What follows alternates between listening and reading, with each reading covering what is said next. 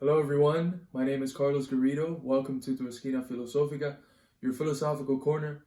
And what I'm going to be doing today is reading to you a paper that's up on Midwestern Marks. So if you want to check it out afterwards in print, it's going to be linked to the comment section of the video. But yeah, let's get into it. In this paper, I will examine the history of conceptualizing justice in Western political thought through the lens of what I call the Platonic Fall. I define the Platonic Fall as the moment when thought from a very particular context is universalized in a manner that seeks to transcend, escape, and forget the contextual boundaries of the theory's establishment. The term fall is used because what is happening is a demoting of a perspective from universal, in terms of totality, to particular. From the start, I would like to emphasize that this fall does not signify the theory's absolute relativity. That aspects of a theory might contain universal characteristics is accepted. Rather, the point is one about the declassification of the theory from universal to relative/particular in terms of totality. I will begin by laying out the Platonic theory of justice and how it sets up what I call the fall. Once I define this fall, I plan on extrapolating on the influence it has had in Western political thought by looking at the theories of justice in Hobbes, Locke, and Kant. The importance of this will lay in our ability to recognize that all theory, as long as we are in a class society, is an expression of a class perspective. And although this is not wrong in itself, the contradiction comes when this particular is masked as a universal. I will conclude with a summation of why the fall happens and with a consideration for a future where the fall not only ceases to fall, but also ceases to exist overall. Part 1 will deal with justice in Western political philosophy, according to Plato. In the Republic, Plato seeks justice as the highest of values. Justice, for Plato, at least in this text, carries two different but corresponding dimensions to it. A micro dimension in the level of individual justice, and a macro dimension in the level of societal justice. In both cases, justice can be seen as a non-equilibrium balance between three parts. It is thus a tripartite conception, both in the individual and in the societal presentations. In the individual, the tripartite division of the soul is between the logos, the reason, thymos, emotions, honor, spirit, and eros, desires and appetites. To Plato, the highest value was placed on the logos, the rational part of the soul. This is because it is the part of the soul that he believed was truly eternal. This part of the soul he conceived of as immortal and existing within the ideal forms, except when it reincarnates into the material realm, which of course he conceived of as a shallow representation of the ideal world. Given the superiority of this part of the soul, a result of its intimate relation with the realm of the forms, Plato considered that this is the part of the soul that should control the other parts. In Plato's micro-assessment of justice, what we find is a justice as the ability of the rational aspect of the soul to virtuously control the appetitive and the spiritual parts. This control itself must be one that is balanced. A tyranny of reason could cause unbalance and lead to injustice. Thus, we must consider the rational part of the soul as the driver in a horse chariot, an example he gives in another text. The driver is one guiding and controlling the other two. The driver is not the sole participant. He recognizes the role the two frontal horses plays in the development or in the movement. Thus, it is not a forceful rule of the rational part, but a controlled guidance of the rational part with the goal of using the other two parts in a way that lets the subject as a totality advance. The other extreme of this would be a lack of control from the rational part. This would mean the domination of the rational part by the emotional, spiritual, or appetitive aspects. This is where unfreedom arises, when one is unable to control one's own appetites and emotions. Thus, to Plato, individual justice consists of being able to rationally control one's emotions and appetitive parts. The concept of justice in society is a mirror of justice in the individual. Society, like the individual, is divided between groups that are guided by emotion, groups that are guided by appetites, and groups that are guided by reason. To Plato, the groups that are guided by appetites are the lower classes. Those are the workers and the producing classes. The groups that are guided by emotions, like honor, are the warriors, which he calls the auxiliaries. Finally, those who are guided by reason in society are the guardians, an intellectual elite class which would be headed by his philosopher king. Like in the case of the individual soul, justice in society consists of being able to have a successful balance where all the classes play their respected parts in society. The guardians, representatives of reason, guide the community. The auxiliaries, representatives of honor, obey and enforce the guidance of the guardians. And the workers, or producers, do pretty much what they are told to do by the guardians, which is to produce for the general populace. If all goes well, the auxiliaries would be inactive, because their role as the forceful enforcer of the guardian's will upon the producers will be deactivated with the producers' consent to the orders of the guardians. Thus, in Plato, we already have the function of what is called a noble lie. A noble lie, as contradictory as it may sound, is given as an essential role in the process of establishing and maintaining a just society.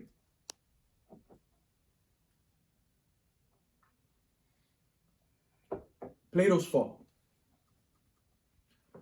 Although Plato might have made it safely down the flight of stairs at the school of Athens, his conception of justice will suffer a different fate. Plato portrays his conception of justice as a universal. His engagement with justice is not one which seeks to understand justice in relation to a certain spatio-temporal context, but one which seeks to understand justice outside of its being in a particular circumstance. His understanding, or attempt at theorizing, justice is as a universal form of justice. This is a justice that is conceived as true in all places at all times. Not only is his conception of justice aiming at universality, but the foundation upon which it is built is itself based on the universality of the realm of the forms. Thus, with Plato, and we will see how this trend infests the rest of the history of Western political philosophy, justice is something that must be thought of as universal. Justice must be the same, at least in its general foundation, everywhere and always. The question is, can Plato really do that? Can Plato escape the biases of his times, and specifically the biases of his placement in society at his time? Or is his attempt to escape the confounds of his historical and cultural specificity really just an illumination of the ideals of his historical and cultural specificity? Now, I expect a well-read reader, or in this case listener, can respond with the question, how is Plato expressing an ideal reflection of his time if he is himself placed at odds with his own time? What this question asks is, if Plato stood against most of the regular held beliefs of his time, how can his philosophy, and more specifically, his theorizing of justice, be one that is limited by the confounds of a society he was himself not in favor of? If, for example, Greek society at his time placed a high value on democracy, and Plato repeatedly stands against democracy, how can his thoughts be pinned down to a time and location with which he was so profoundly at odds with? The answer is simple. The ideas of a time are not homogeneous. For every place, there is a ruling hegemony. There's also a ruling counter-hegemony. although more or less controlled and influenced by that which it is counter to. This is how Plato represents a reflection of his time. He is the intellectual counter-hegemony present in Greece. And though he might not reflect the dominant attitude of his time, good philosophers rarely do, he is still bound within the confines of matter while claiming to be lounging in spirit. What I mean by this is that Plato's flaw is in his conception of justice presenting itself as a universal form of justice, while in reality being a very acute conception of justice limited by the confounds of his class position in a spatio-temporal context. Plato's anti-democratic sentiment, which is the negativity present in his affirmative theory of justice, is not derived from a void, but rather is a specific illumination caused by his concrete experience of the horror democracy was able to do to his beloved teacher, Socrates. His rejection of democracy leads to his affirmation of an intellectual elite conception of a just society. The one cannot be separated from the other. And although we might be able to see ascribed in his overall project on justice elements of truth that still linger today, the project's overall presentation as universal and its concrete observation as contextual establishes a trend in Western philosophy. This trend is led by an appeal to universals that are hyper-exaggerated phantoms of the given philosopher's concrete class position within their respective historical context. Part 2, Plato the Trendsetter and the Disciples of the Fall. In the same manner in which today celebrity trends end up being followed by us, the peasants, Plato stands as the ultimate demiurge celebrity figure in the history of philosophy, the ultimate trendsetter. His good aspects and bad ones are all seen reflected in different ways in the history of Western political philosophy. In this manner, Whitehead is truly correct in his famous dictum where he states that, quote, "The safest general characterization of the European philosophical tradition is that it is consistent of a series of footnotes to Plato. What I hope to demonstrate in this section is how three of the most prominent political philosophers in the history of Western philosophy have the same fall previously mentioned in Plato. Thus, who we will be looking at concretely is Hobbes, Locke, and Kant. Let's begin with Hobbes. An informed reader might ask, why Hobbes? If Plato's flaw is in the fact that he expresses what is a concrete particular as a totalizing universal, this flaw must not be present in the great materialist thinker, whose feet were grounded enough not to believe any silly conception of transcendence. This great materialist thinker who is aware that man is a living creature, who, unlike Plato's man, has a rational side that is there to serve his appetites. Referring back to the example of the horse and the chariot, here the horse driver is the one that is pulling the horses in the chariot now. This great thinker can surely not have the same faults as his idealist predecessor. Well, I will argue that within the confines of Hobbes's depersonalized materialist relativity, we find an implicit appeal, or better yet, assumption, of a present universality. What is this assumed universality? Nothing if not the whole basis for his social contract theory, the indubitability existing universal fact of contractual relations. This is, of course, the Holy Covenant, the one whose holiness saves us from the state of war, of which our natural state consists of, whose man is solitary, poor, nasty, brutish, and short. This Holy Covenant, which drives people to give up certain rights for the security of civil society and the state, is where we find his assumed universality. Hobbes' theory of justice is tightly related to this contractual framework. What is just is the keeping of covenants. What is unjust is its breaking. A state of constant covenant breaking, which is the time before the establishment of the state, is the necessary unjust predecessor of the just. The just can only arise thanks to the unjust. It is a direct inversion of the biblical formula of the devil's turning against God. For evil the devil. To arise, the good of God must have been present as that which one deviates from. For Hobbes, the great materialist thinker, we have the same formula, but on its head. Only after the evils of the injustice of covenant breaking can the good and just activities of covenant keeping, or monitoring by form of estate, arise. Justice is thus the keeping of covenants, and injustice the breaking of covenants. The content of the covenant might admittingly be relative, but the covenant itself is a universal truth of a post-state of war humanity. This fetishism of contractual relationships, which sees the contract as the universal foundation of justice in civilized society, is where we see Plato's trendy fall present in Hobbes. The contract, and its treatment as a universal, is itself a particular reality of the transition into bourgeois society. Oh, the Holy Covenant, the Holy Father of bourgeois society's Trinity, the one whose holy presence the process of enclosure depended on. What a great universal, whose holy justness we are to thank for expropriation of lands, exploitation of labor, and enslavement of bodies. Oh, this holy covenant upon which bourgeois society till this day revolves. This magnificent freedom to be unfree. This is Hobbes's kernel of universal justice. One whose describing as a universal is a sin against history, and whose describing as just is a sin against humanity and nature. Hobbes's justice, the keeping of the universal system of covenants, represents the myth of capitalism's freedom. You are free to engage in relations of exploitation or die. What a universally just dichotomy!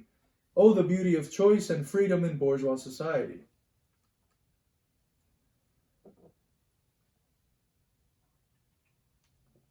Let's begin with Locke. Continuing with our analogy of the holy trinity of bourgeois society, if Hobbes's covenant was the Holy Father, Locke's unbreakable bond of justice and property, under the universal guise of natural law, is the Holy Spirit. Locke's conception of justice is tied to the gifts of land property God has given humanity in common. This is a gift which can only help in satisfying our needs through our own laborious relation to it. The laboring of the land and the fruit it bears is the source of property. As he states, and I quote, "He that is nourished by the acorns he picks up under an oak, or the apples he gathered from the trees in the woods, has certainly appropriated them to himself." Thus far, we have a conception of our natural right to property, and property is seen as the fruits of the labor which we have incorporated on the land that is gifted to us collectively by God. Where can we see justice here? In the spoils. He states, and I quote, But how far has he, speaking of God, given it, speaking of land, to us, to enjoy, as much as anyone can make use of, to any advantage of his life, before it spoils. So much he may by his labor fix a property in. Whatever is beyond this is more than his fair share, and belongs to others. Nothing was made by God for man to spoil or destroy. End quote. Jesus Christ, Johnny Locke, you sound like a socialist. If only he who works today received the equivalent of what they produced, and not just enough to go home and subsist.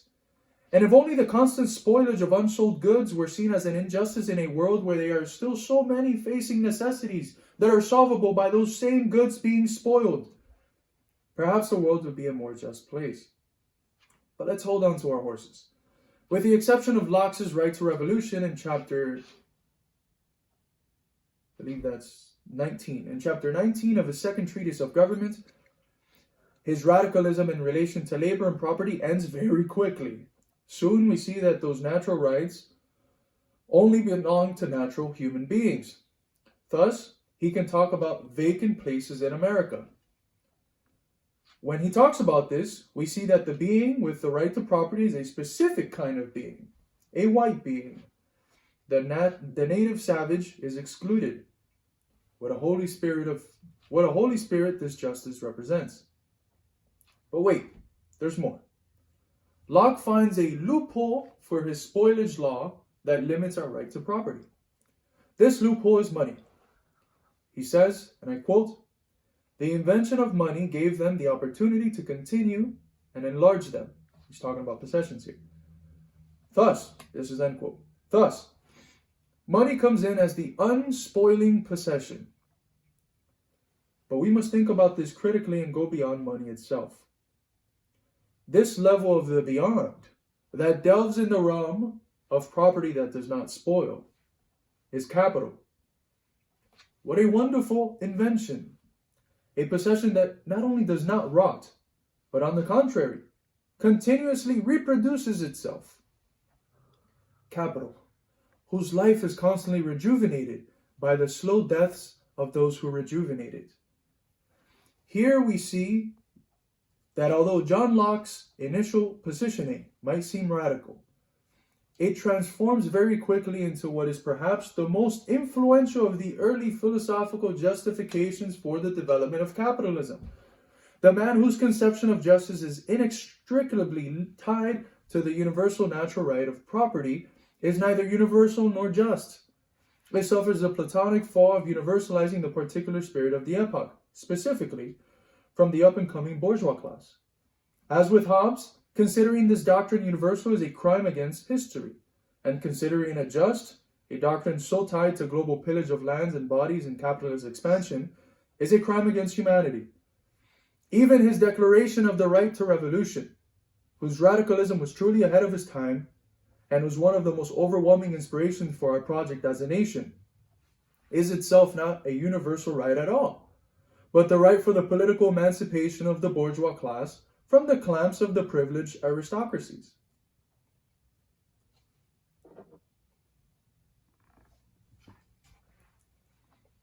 Kant. Finally, the last third of the Trinity. If Hobbes' universal covenant was the Holy Father, and Locke's universal right to private property and accumulation was the Holy Spirit, in Kant's rational moral agent, capitalism's monadic individual, we have the Holy Son. To Kant, justice is inseparable from the duties we have to other people as moral agents. These duties arise from his categorical imperative, which he states, and I quote, "Act as if thy maxim were to become, by thy will, a universal law of nature, and," quote again, "act as to treat humanity, whether in thine own person or in that of any other, in every case, as an end withal, and never as means only." This is perhaps a bit harder to see its particularity to a class interest, especially considering the extent of the influence it has had on socialists as the natural representatives of the interests of the proletarians around the world, while at the same time reigning as one of the dominant perspectives in the halls of bourgeois society. But we must think of this Kant, but we must remember that this is a Kant influenced by Rousseau's freedom as collective autonomy, and thus we must measure his position with that of the most advanced form, in terms of escaping a concept of justice from a ruling class position, of his time. What we find when we do this is that his conception of justice is a step backwards, in terms of the larger picture, from the approach of Rousseau. The latter's justice, as well as his conception of freedom, sprung from a sensation of a collective sovereignty. It represented a thought impregnated with a post-bourgeois ethos. The bourgeois ethos is the Holy Son, the monadic individual separated from nature, community, and even his body. The Cartesian here, the Cartesian res extensa and res cogitans is a good example of this. The bourgeois ethos prioritizes this ego that floats on top of the world and looks down on it as an other and a lesser. Rousseau begins the process of demystifying this ego and placing it in community. Kant returns to the bourgeois individual, albeit now with duties to the other, of course the white other, but it is a return that generally aligns itself with the spirit of individualism in bourgeois society. As such, it is still an acclaimed universal justice, based on the duties that arise from the categorical imperative, that is tied to a necessary particular class in a particular epoch. But even if we are charitable with Kant and admit that the class fluidity of his theory, the fluidity is not enough to consider it a universal totalizing truth, given that its depiction of justice is within the capitalist Lebenswelt, life world, and has its foundational element as the Holy Son, which is capitalism's monadic reified human.